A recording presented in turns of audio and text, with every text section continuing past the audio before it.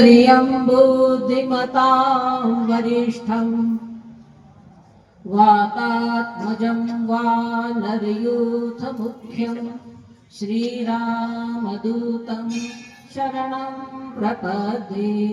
श्रीरामदूतं शरणं प्रपद्ये। सनातन धर्म की गौ माता की, गंगा माता की, भारत माता की, शंकर भगवान की, राजा रामचंद्र भगवान की, श्री कृष्ण चंद्र भगवान की, संध्या आरती की, श्री सद्गुरुदेव भगवान की। आज का ये पावन और पवित्र दिन, जहां हमारे भगवानों का प्राकट्य होता है, तो उस तिथि को हम उनका प्रकट उत्सव दिन मनाते हैं। ऐसे ही जीवन में महापुरुष जब जन्म लेते हैं और अपना जो माता पिता से जन्म मिला, फिर सदगुरु ने जो दूसरा जन्म दिया समाज के कल्याण के लिए, तो स्वयं का कल्याण तो गुरुदेव के पास आकर हो ही गया, लेकिन अब जो ये तन है ये मात्र समाज के लिए, आप सब लोगों के लिए, धर्म के प्रचार प्रसार के लिए। जन्म उत्सव मनाने का कारण, आज मैं स्वामी जी को हंस रही थी कि आपका जन्मदिन, बुखार है कल से, तो क्या अर्थ? अब कोई उत्साह नहीं, उमंग नहीं। बच्चे होते हैं जन्मदिन पे गुब्बारे तोड़ेंगे, चॉकलेट टॉफियां खाएंगे, केक खाएंगे, अब उत्सव मनाएंगे। लेकिन ये प्रेरणा आप सबके लिए है कि जन्म लेकर हम आए हैं, तो इस जन्म में कौन से ऐसा कार्य किया जिससे आज ये ऊंचे आसन पर है, और यहां से धर्म का प्रचार कि आप भी अपने बच्चों का, स्वयं का जन्मदिन मनाएं, तो घर में सत्यनारायण की कथा कराएं, सुंदरकांड का पाठ कराएं, संतों का सत्संग रखें। तो इसी प्रेरणा के लिए ये जन्मदिन मनाते हैं।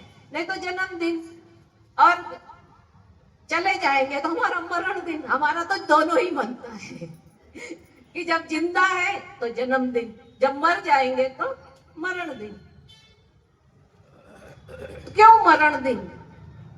हमको भी ऐसा अपना मरण दिन मनवाना है, तो उसके लिए साधना, उसके लिए तप, उसके लिए जप, उसके लिए अपने धर्म में अनुष्ठित होना। हम सब आए, हमारे साथ कितने आए, हमारे से पहले कितने आए गए। इस गुड़गांव में कितने संतों की पुण्यतिथि मनती है। बड़ी मुश्किल से 2-4 होंगे। हम भी उस लाइन में यदि खड़ा होना चाहें, तो पहले आप लोगों ने ब्रह्मचर्य आश्रम निभाया, फिर गृहस्थ धर्म अपना रहे हो, अब धीरे धीरे वानप्रस्थ की ओर बढ़ो। जब वानप्रस्थ की ओर जाओगे और अपना घर बार छोड़ोगे, तीर्थों में रहोगे, तो फिर धीरे धीरे संन्यास की ओर अग्रसर हो। इस जन्म में नहीं पहुंच पाए, वानप्रस्थ तक रह गए, तो अगले जन्म में संन्यास में आ जाएंगे। श्रीमद् भगवत गीता में तो कहा ही है ना कि जहां हम यात्रा खत्म करते हैं, आगे की यात्रा वहीं से प्रारंभ होती है।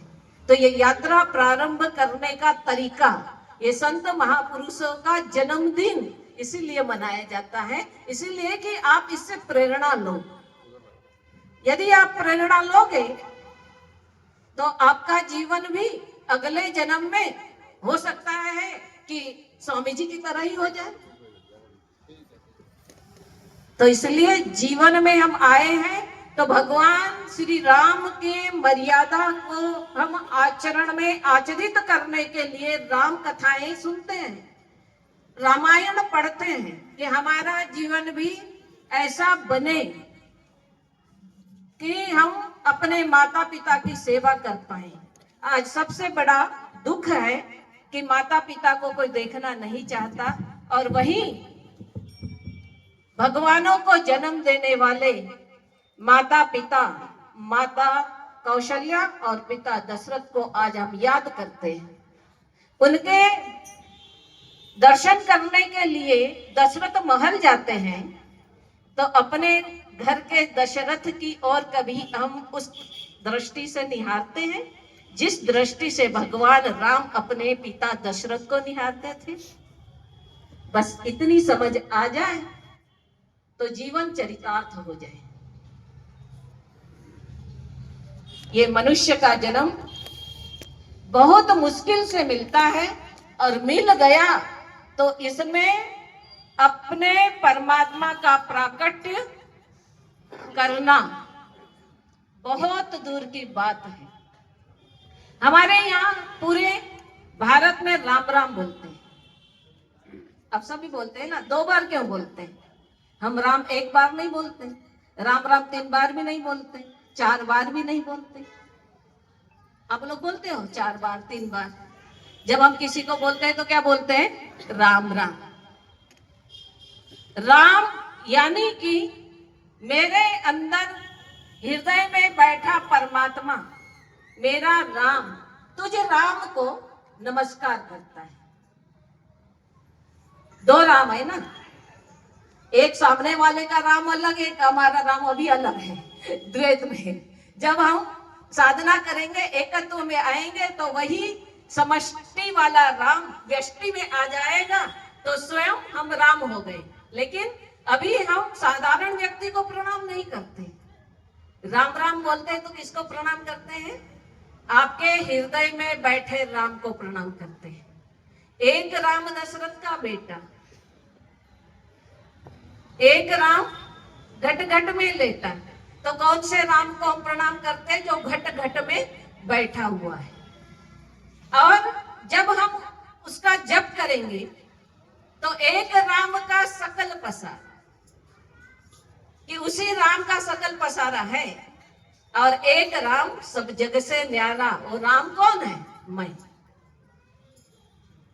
यही हमारा अध्यात्म, यही हमारा राम, यही हमारी भारत भूमि, और यही हमारे ऋषि मुनियों की मीमांसा। तो जब ऋषि मुनि मीमांसा करते हैं तो किसकी करते हैं? ब्रह्म की, राम की, शिव की। तो वही शिव तुम नहीं हो, वही राम तुम नहीं हो। राम हो कि नहीं? आपके अंदर राम है कि नहीं? अच्छा बताओ, किसके अंदर राम नहीं बैठा? घट में, हृदय में, सबके बैठा है। तो सबके हृदय में राम बैठा है, सबके शरीर के अंदर राम है, तो तुम कौन हो? आप ब्रह्म हो, आप राम हो। लेकिन अभी आपने स्वयं को स्वीकारा नहीं कि मैं राम कैसे हो सकता हूँ। तो उसके लिए पहले भगवान राम के मंदिर में जाओ, हनुमान जी की पूजा करो, हनुमान चालीसा पढ़ो, सुंदरकांड का पाठ पढ़ो, फिर धीरे धीरे रामायण पढ़ोगे, और रामायण समझकर उत्तरकांड तक जब पहुंचोगे, काकभूषुंडी रामायण पढ़ोगे, और स्वयं में अपने राम के दर्शन करोगे। यही जीवन की सार्थकता है, और यही परम तत्व है। उस परम तत्व को जानने के लिए हमारी सारी के सारे वेद शास्त्र उपनिषद है, और जानकर स्वयं ब्रह्म हो जाता है। इसलिए संत का जब मरण होता है तो क्या बोलते हैं? ब्रह्मलीन, ब्रह्म में लीन हो गए। तो आप किस में लीन होंगे? अभी तो मरोगे तो फिर जन्म लोगे, फिर जन्म लोगे तो फिर मरोगे। तो ये पुनरपि जननम पुनरपि मरणम पुनरपि जननी जठरे शयनम। तो बार बार माता के गर्भ में तब तक आओगे, तब तक जब तक समझ नहीं आएगी। आएंगे तो बाद में ही। हमारे ऋषि मुनि तो बोलते हैं कि बार बार वर मांगमु हर्ष देव श्री रंग पद सरोज अर पायनी भक्ति सदा सत्संग, कि बार बार जन्म देना, लेकिन हर जन्म में क्या देना? भक्ति और सत्संग, सदगुरुओं का संत। भगवान की भक्ति करने से मन शुद्ध और पवित्र होता है, लेकिन भक्ति करने से समझ नहीं बढ़ती। इसलिए जीवन में कोई कष्ट आता है तो हम भगवान को उठाकर फेंक देते हैं, लेकिन यदि किसी संत सदगुरु की शरण में गए होंगे तो फिर भगवानों को फेंकने की जरूरत नहीं पड़ेगी। इसलिए सत्संग की बड़ी महिमा है। एक घड़ी आधी घड़ी आधी ते पुनि आध, और किसकी संगत से? साधु संगत से कटे कोटि अपराध। 6 मिनट का साधु का संग यदि आपको प्रतिदिन मिल जाए तो आपके जीवन में कोई समस्या ही न आए। लेकिन हमको वो साधु संत लगना चाहिए कि मेरा कल्याण कर सकता है, और यदि हम साधु को इस भाव से नहीं देखेंगे तो कल्याण भी नहीं होगा। नहीं तो गुरुआ तो घर घर फिरे हैं, रोज घर घर फिर रहे हैं, रोज सबको मालाएं भी मिल रही है, खूब भजन कीर्तन जप भी हो रहे हैं, लेकिन अभी तक कल्याण के मार्ग में हमने, श्रेय के मार्ग में एक पग भी नहीं धरा। अभी तो प्रियता का मार्ग है कि हमको सब सुंदर चाहिए, मकान सुंदर, बेटा सुंदर, पुत्र सुंदर, गुरु सुंदर, भगवान सुंदर, सारे सुंदर चाहिए, और सारे सुंदर मिलेंगे। यदि प्रियता भी हम करते हैं भगवान से तो सुंदरता मिलेगी, लेकिन सदगुरुओं के पास जाओगे तो सत्संग मिलेगा, कल्याण का मार्ग, श्रेय का मार्ग मिलेगा। जहां अभी द्वैत भाव में जी रहे हैं, वहां एकत्व भाव को अर्जित करके स्वयं राम हो जाएंगे। राम नाम सत्य है। आप नहीं बोलोगे तो अर्थी उठाने वाला बोल देगा राम नाम सत्य है। तो राम नाम तो सत्य है। इस सत्यता को जानो, पहचानो, अपने जीवन में अनुकरण करो। और आज आप सब लोग आए हमारे मैसेज से, बुलाने से, तो आप सब लोगों का बहुत बहुत आभार। और आज स्वामी जी का जन्मदिन है, और अगला जन्मदिन स्वामी जी का हम लाटा में मनाएंगे, जहां उत्तर काशी के पास स्वामी जी का आश्रम है। तो अगले 16 मार्च को हम सब लोग कहाँ जाएंगे? गंगोत्री के दर्शन करके आएंगे और स्वामी जी का जन्मदिन मना के आएंगे। बोलिए सद्गुरुदेव भगवान की, सच्चिदानंद भगवान की, सनातन धर्म की। अब